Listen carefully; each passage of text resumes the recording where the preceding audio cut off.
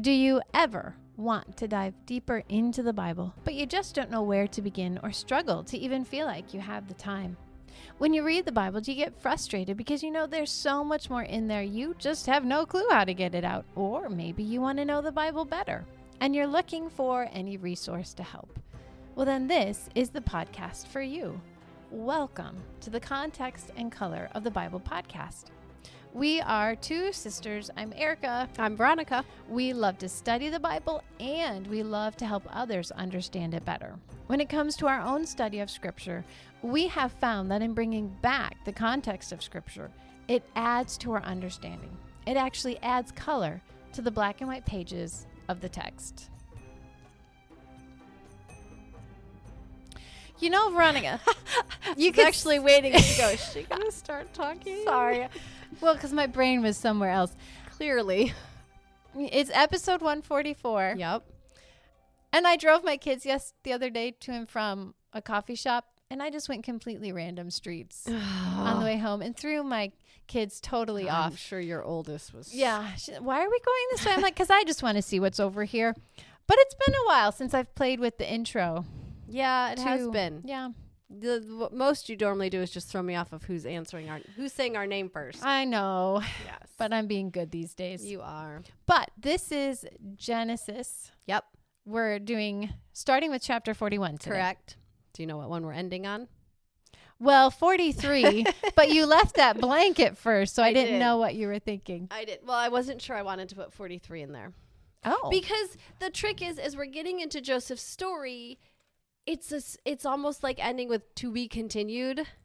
Oh, every week. You know, every Right. week. And so it's like, how do I link it up? Right. Because truthfully, what we talked about last week is we're going to watch Joseph's rise to prominence. Right. Which he needs to get to rise to prominence to know Pharaoh.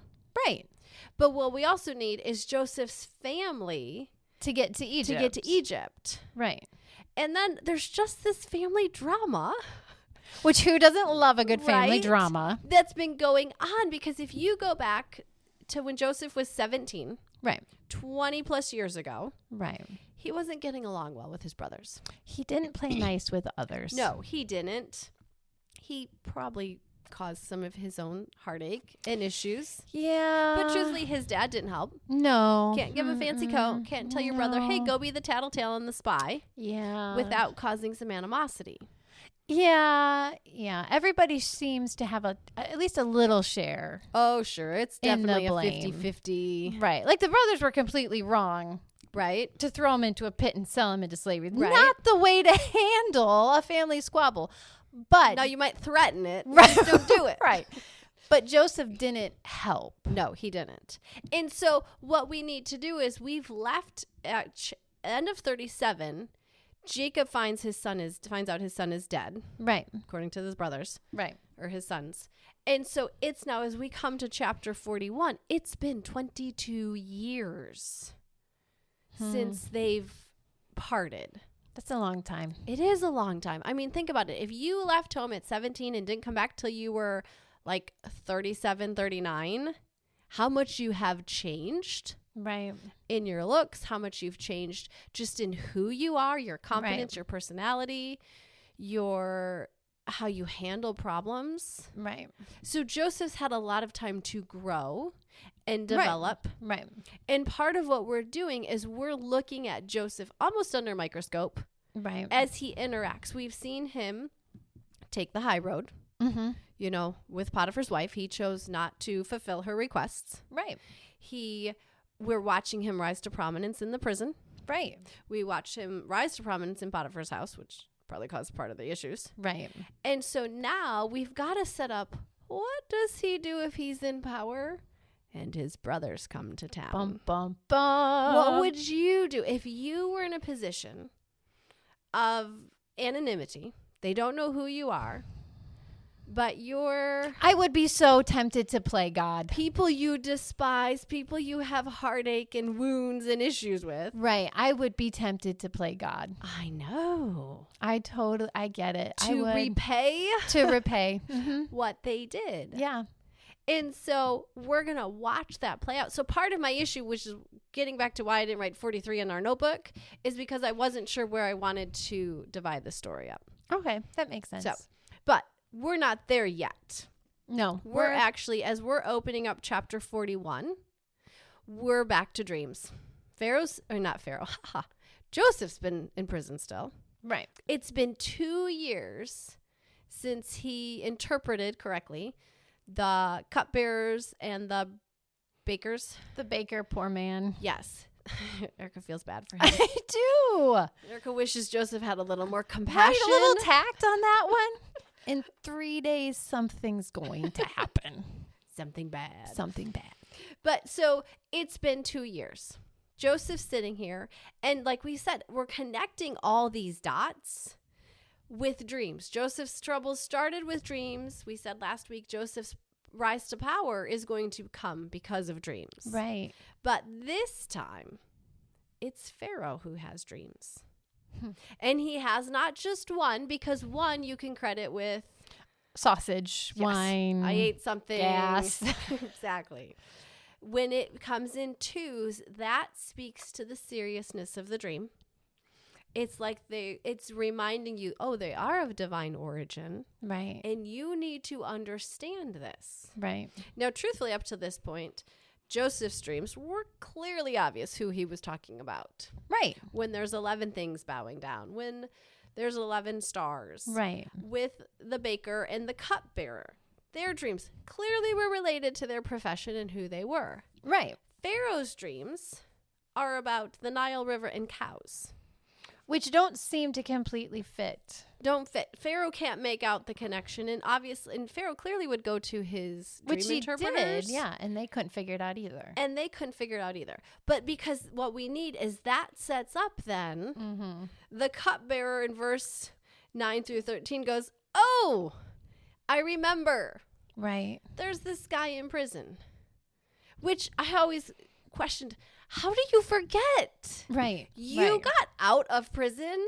Right. Like this guy told you would. How in the world did you forget? Right. But what I'm learning is to switch my idea of what remember means. Right. It doesn't mean a mental forgetfulness. Right. Or it's gone. I mean, truly, there are times now I walk in a room and I've forgotten why I'm there.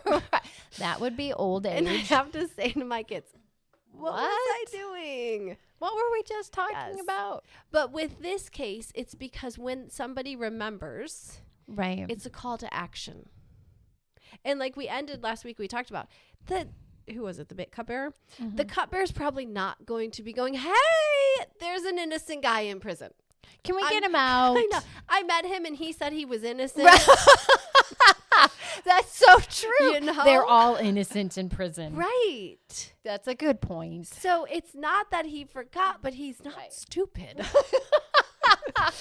He wasn't going to rock the boat. Right. So what he did is, the opportunity presents itself. Right. Oh, I do know a guy in prison who could help you, Pharaoh. He happens to fit your qualifications. Right. And so we get Joseph now coming out. And Eric, if you would read verse 14, please. Oh, I have to find it. Okay. Genesis 41, verse 14. Yep. Pharaoh sent for Joseph, and he was quickly brought from the dungeon. When he had shaved and changed his clothes, he came before Pharaoh. Now, what I love is this idea of Joseph changed what?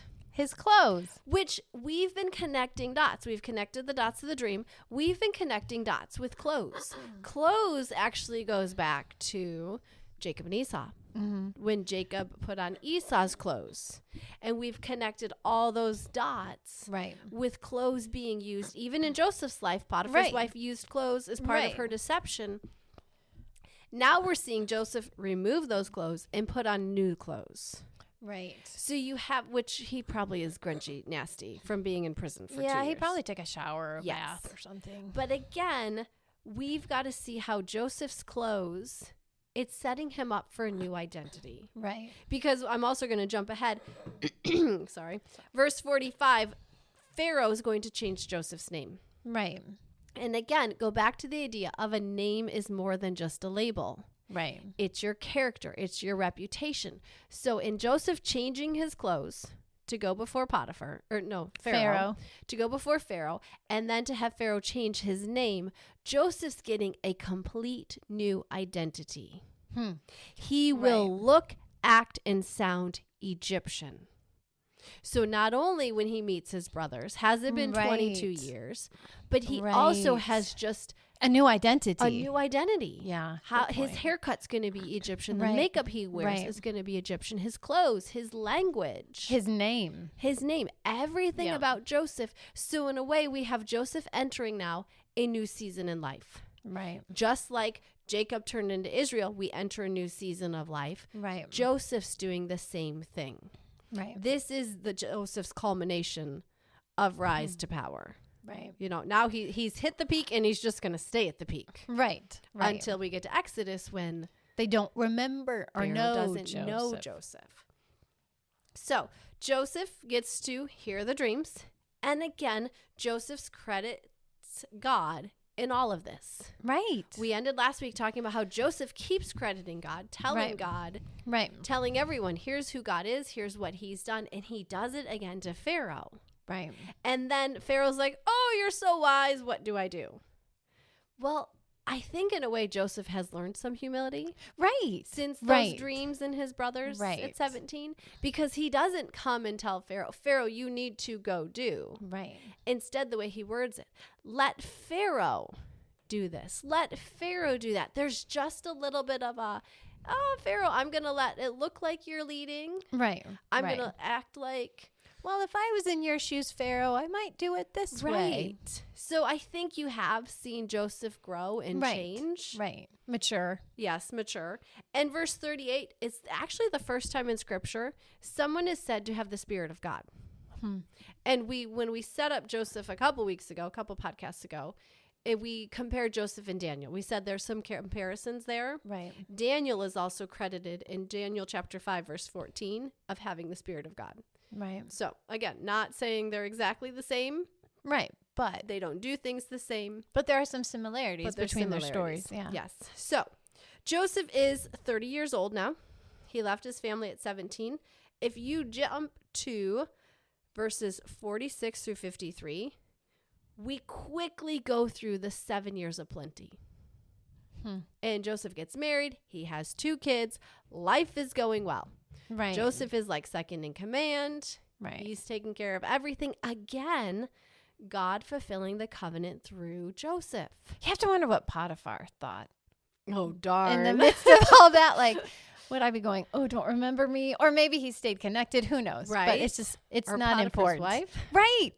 Just Right. interesting little side Yeah, thought, interesting but- little, what did they think? Right. But we're just seeing how God is still fulfilling that covenant. We talked last week of what happens when somebody is, Abraham's descendants are out of the land. Right. God still fulfills the covenant. Right. We are seeing that again Right. happen on a bigger scale with Joseph. Right. So we have the 7 years of plenty. He's married. He's got 2 boys. Life goes quickly.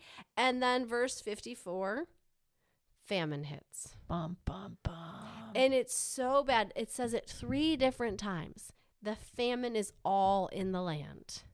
This is, I don't know if global's the right word, But it's big. but it's regional. Oh, yeah. It's not just Egypt. It is going, as we're going to see, right. into the promised land. Right. Because we need to, again, we're setting up that storyline. Right. The brothers need to come to Egypt. Right. So as we start chapter 42, here's a little irony going on. Back 20 some years ago, Jacob sent Joseph to his brothers. Right. Now, Jacob is sending the brothers To Joseph. to Joseph. Oh, how the situation has changed. Right. The last time they saw Joseph was 22 years ago. Wow. And they probably weren't thinking Joseph would be in any kind of leadership position when they get to Egypt. No, they're probably, did he die? They have. Is he, where is he? Well, on the one hand, you go, it's probably not at the front of their mind, but what we're going to see Right. when times get hard, they Right. quickly Remember. relate it all to Joseph. Yeah. But they probably weren't expecting to see Joseph in Right. Potiphar's palace. In Pharaoh's palace. Right. Yeah. Pharaoh's palace. Sorry, not Potiphar. Too many P's. Right. The last time we saw Jacob was actually chapter 37. He was grieving the loss of his son. And so now we've got to kind of keep, almost in a way, you need to like rip out those chapters between to keep this storyline because we have a couple connections going on. It says in verse 3, Erica, would you read that?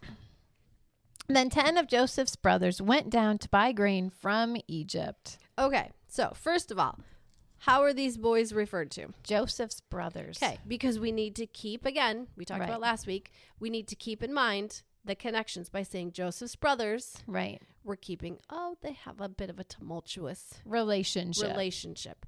And then it includes the number. 10. How many brothers does Joseph actually have? He has 11. Because again, we're keeping in mind, Joseph had a full-blooded brother. Benjamin. And who doesn't Jacob send then? Benjamin. Because look at the end of verse 4. I keep putting my Bible down. Yes, you do. Because he was afraid that harm might come to him. It might be that Jacob knew or had some suspicions that his sons were involved. Might have had something to do with Joseph's disappearance. Because why would he worry? They're 20 years older. Oh. You know, if they were, let's say, young, you are 20 years shepherding, taking care of flocks, remember when we had Isaac and Jacob, they had like 1,000 people they were overseeing. These boys by now should have some leadership, some oversight, some bigger muscles. And Benjamin's not a child either. No. He's got to be at the very least 20, 21, 22, if not 25, 26. Able to handle himself. Right. Yeah, that's a good point. Yeah. So you've got a suspicion there. Jacob just not completely sure, I think, in the end, what really went down. So therefore, I'm not going to put another one of my favorite wives' children in your hands. Right. So they get to Egypt, and here's where it gets kind of fun. Because they come into Joseph's presence, verse 7. Oh, no, before that. They get to Egypt. Nope, I'm backing up again. I jumped ahead in my notes. Verse 5. Started at 5 and backed up. But now I want to point out, how are they referred to? Israel's sons. Israel's sons. Because essentially, this is now looking forward to Exodus when Israel and all the Israelites are in Egypt. Right. This is a nation in embryo. Right. According to my Jewish Publication Society commentary. These boys go to Egypt and they do what everybody else is doing. They come into the ruler's presence. And they bow down. A simple, no-brainer action. Everybody else is doing it. Right. But what's so neat, and this is where you go, God is in these details. Joseph recognizes them. Right. And he remembers his dreams. Right. He sees his brothers doing what is completely ordinary, everyday routine. Right. But it speaks volume. Right. Because of what the dreams had said. Right. So here they are. God is fulfilling what he told Joseph. In that dream. But then this is where this fun little word, I got excited about this one. Verse 7, there's a fun little word play here that we miss in the English. It says Joseph recognized his brothers. The Hebrew word is nakar. But when his brothers plotted against him in chapter 37, verse 18, the Hebrew word is nakal. So you're just switching that last little syllable from an L to an R. So it's Joseph is scheming against the schemers. Those two words in the Hebrew are related. So I love that idea that Joseph is scheming against the schemers. Right. In one sense, you could say clothes are coming back into play. He's now not deceiving his brothers, but he's covering his identity. Yeah, that's true. With clothing, again, that they don't recognize him. Yeah, that's a good point. So we have Joseph take them, and he puts them in prison. You have to I don't know. To me, that's a very, I get it. Right? I kind of get it. Right? Because you sit there and you go, okay, what were his feelings? Right. As we're watching him. Right. Was this payback? Right. Was this a test to see how they treat each other?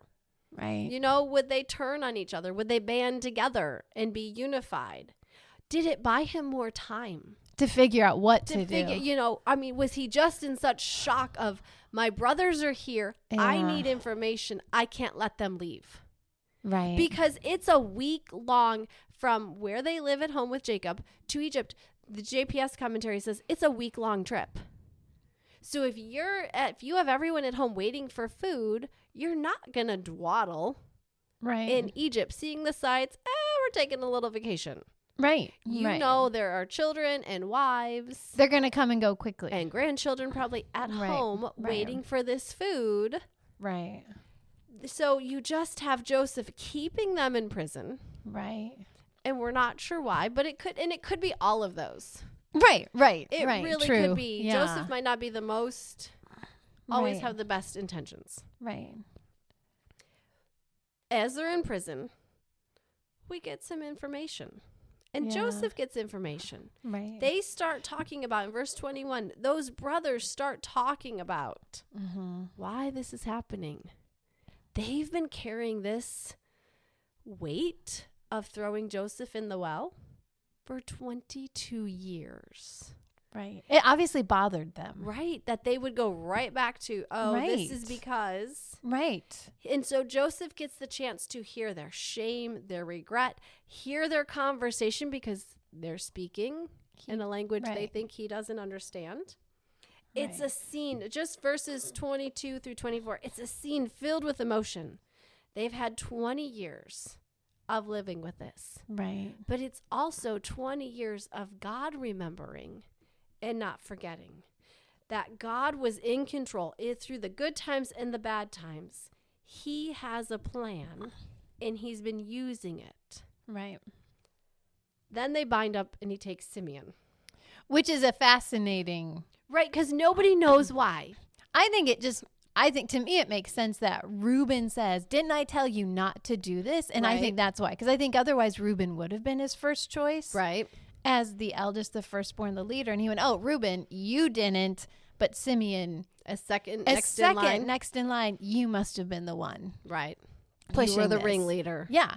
And we already know what Simeon's like because of what happened with Shechem. Right. So, okay, Simeon. Right. That to me is where my brain goes. Right. But we don't know for sure. Right. But then they go home. And as they're driving home, which is crazy. Did you say driving home? Yep, I did say driving home. As they're driving their camels, their donkeys. They probably don't have camels. Probably not. They're driving their donkeys, whatever, home, driving themselves home. I guess maybe they have camels. Verse 27, camels are expensive. Yeah, but they have money. Yeah, that's true. And Jacob did give. Yeah, he gave camels to. All right, we digress. Sorry. That's okay. Verse 27 and 35. It's almost like the boys discover the silver and then discover it again. I think, and commentators kind of agree with this idea, of their acting surprised in verse 35 in front of their father. Oh, but they're not really. To be deceptive. Because truthfully, it's been a week-long journey. Right. You just now opened it and saw the silver there. I think it was to help prove their innocence, which again, deceit runs in this family. You know? Yes, on both sides. Now, we get they tell Jacob some things, but they don't tell him everything. Right. And then... Do they tell him Simeon was bound and put in prison? I don't think so. I can't remember. Yeah. Verse 37, as Erica's looking at, is the last time you're going to see Reuben take any authority and leadership. He doesn't. It just says, leave one of your brothers here with me, which is a nice way to handle it. Right. I wouldn't tell my dad the truth. You wouldn't want your dad to think he's got a son in prison. Right. Because he's old at this time. Right. That was a good. Right. But we see Reuben take authority and leadership, and he's like, hey, Dad. Right. Let us go back. And if we don't all come back, you can kill my 2 kids. As his wife, I would have words with him. Right? But to me, I don't know that I would put my kids up as collateral. I'll be fine. Take my kids. Yeah, which I don't know. On the one hand, does that show you how serious Reuben is that he's willing to put his son's life on the line? Like it's a... Maybe. Is it a selfish offer or a legitimate? Like, right. This is how serious I am, Dad. It didn't mean much to Jacob. No, enough that Jacob was that's like, true. okay. Right. That is true. Jacob wasn't impressed. No. That's true. Jacob even says in verse 38, he talks about, let me turn my Bible now. My son, Jacob replied, my son will not go down with you, because they're wanting to take Benjamin back. Because if you go back to chapter 37, the boys came and said, we think this coat belongs to your son. So you just have these little connections between the last time we saw these boys and their dad interact versus now. So there's enough, Jacob's got enough questions and hesitancy, which kind of speaks in a backdoor way to he doesn't completely believe everything they say. Yeah. But the problem is, as we enter chapter 43, hunger always wins. We know this is a 7-year famine. We're only 2 years into it. Life is not going to be easy. No. And if there's grain in Egypt, guess what?